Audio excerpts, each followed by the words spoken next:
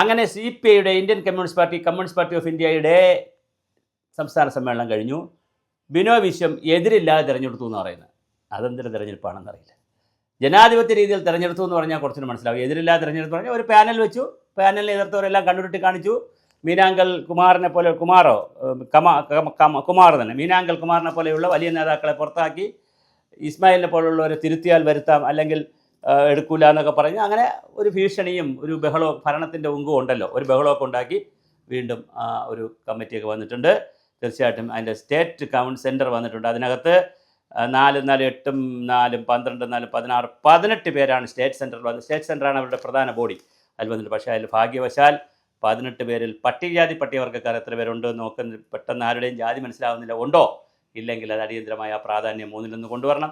സ്ത്രീകൾ 2 തരി, ഒന്നേ ഉള്ളൂ എന്ന് പറഞ്ഞ പോലെ പൊൻതരി ജെ ചിന്തുരാണിയും P വസന്തു 2 പേരെ സ്ത്രീകളുള്ളൂ. അത് പോരാ. ഈ 18 പേര് 8, 16, 18 പേരിൽ ഒരു 8 പേരെങ്കിലും സ്ത്രീകളാക്കണമായിരുന്നു. പോട്ടെ, ഇനിയിപ്പോൾ അങ്ങനെ വന്നിട്ടുണ്ട്. പിന്നെ നമുക്കറിയാവുന്നവരും പരിചയക്കാരും ഒക്കെ ഒരുപാട് പേര് കൗൺസിലിലും സ്റ്റേറ്റ് സംസ്ഥാന കൗൺസിലിലും ഒക്കെ ജില്ലയിൽ നിന്നൊക്കെ വന്നിട്ടുണ്ട്.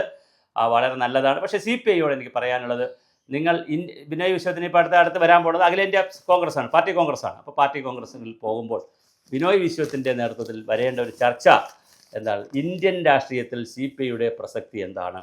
അത് വളരെ പ്രധാനപ്പെട്ട ഒരു ചോദ്യമാണ്. ആ ഇന്ത്യൻ രാഷ്ട്രീയത്തിൽ CPIയുടെ പ്രസക്തി വരുമ്പോൾ എന്താണ് നിങ്ങളുടെ തത്വശാസ്ത്രം? ഇതുവരെ പറഞ്ഞുകൊണ്ടിരിക്കുന്ന ദേശീയ ജനാധിപത്യം എന്ന് പറഞ്ഞാലൊന്നും ഓടത്തില്ല. അതൊന്നും ആളുകൾക്ക് മനസ്സിലാവുന്ന കാര്യമല്ല, ഒരാളും അത് ചിന്തിക്കുന്നുമില്ല. അതുകൊണ്ട് തന്നെ ഇതിന് വലിയ വളർച്ചയൊന്നുമില്ല. CPMൻ്റെ അവസ്ഥ അത് തന്നെയാണ്. ഇന്ത്യയിൽ വർഗീയ കക്ഷികളെന്നോ ഫാസിസ്റ്റ് കക്ഷികളെന്നോ ഒക്കെ പറഞ്ഞ് കളിയാക്കുകയൊക്കെ ചെയ്യുമ്പോഴും സംഘപരിവാറും BJP എല്ലാവരും ഇങ്ങനെ വളർന്നുണ്ട്.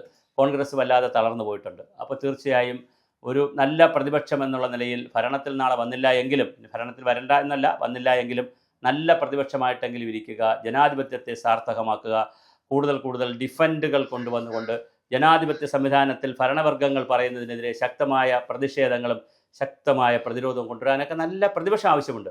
അതുകൊണ്ട് ഇന്ത്യൻ കമ്മ്യൂണിസ്റ്റ് പാർട്ടി ഉണ്ടായിട്ട് എത്ര വർഷമായി? എന്തുകൊണ്ട് ഈ പാർട്ടി വളരുന്നില്ല, ഇന്ത്യൻ ജനതയിലേക്ക് കയറുന്നില്ല? അത് കേരളത്തിലാകട്ടെ, ബംഗാളിലാകട്ടെ, ത്രിപുരയിലാകട്ടെ 3 സ്ഥലത്ത് നിന്നു. 3ഇടത്തും പിറകിലോട്ടാണ് പോയിക്കൊണ്ടിരിക്കുന്നത്. പടവലങ്ങ പോലെ താഴോട്ടാണ് ഇതിൻ്റെ വളർച്ച. മറ്റ് സ്റ്റേറ്റുകളിൽ എന്തുകൊണ്ട് ഇത് കയറുന്നില്ല, എവിടെയാണ് പിഴച്ചത് എന്ന്? അത്ര മധുരമനോഹര സുന്ദരമായ രാജ്യമൊന്നും ആയില്ലല്ലോ.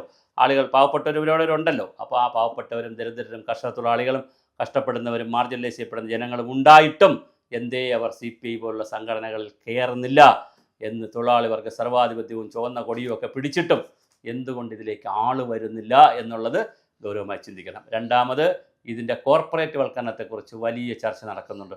അതും ഗൗരവമായി ആലോചിക്കണം. മൂന്നാമത്, ഇതിൻ്റെ ഗ്രൂപ്പ് രാഷ്ട്രീയം, അത് വളരെ വലിയ തോതിൽ CPIയിൽ ഉണ്ട് എന്നാണ് പറയുന്നത്. അതും ചർച്ച ചെയ്യപ്പെടണം. വനിതകളുടെ പങ്കാളിത്തം ഞാൻ പറഞ്ഞു, വളരെ നാമമാത്രമാണ്, വിരലിലെണ്ണാവുന്ന അംഗങ്ങൾ മാത്രമേ ഉള്ളൂ. അത് പോരാ. അപ്പോൾ തിരുവനന്തപുരത്ത് നിന്ന് സ്റ്റേറ്റ് കൗൺസിലേക്ക് എടുത്തവരുടെ കണക്ക് നോക്കുമ്പോഴും ഒരേ ഒരു വനിത രാഹി രവികുമാർ, അതായത് തിരുവനന്തപുരം വഴുതക്കാട് കൗൺസിലറായിരുന്ന രാഹി രവികുമാർ എന്ന് പറയുന്ന ഒരേ ഒരാളാണ് മാത്രമേ ഉള്ളൂ. ബാക്കി എല്ലാവരും പുരുഷന്മാരാണ്. അതുപോലെ തന്നെ മുസ്ലിം പ്രാതിനിധ്യം, ക്രിസ്ത്യൻ പ്രാതിനിധ്യം ഇതൊന്നുമില്ല. ഇതൊരു നായർ പാർട്ടിയാണ് എന്നാണ് ആക്ഷേപം. ഈഴവരുടെ എണ്ണം കുറവാണ്.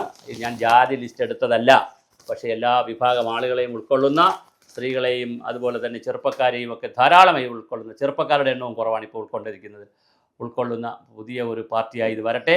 എന്തായാലും CPI അവരുടെ കാലഘട്ടത്തിൻ്റെ നിയോഗം നിറവേറ്റട്ടെ. ബിനോയ് വിശ്വത്തിന് വെല്ലുവിളികളാണ് മുന്നിലുള്ളത്. പാർട്ടിയുടെ താത്വിക നിലപാട്, തത്വശാസ്ത്രപരമായ നിലപാട്, പ്രത്യയശാസ്ത്ര നിലപാട് എന്തെന്ന് ജനങ്ങളോട് വിശദീകരിക്കണം.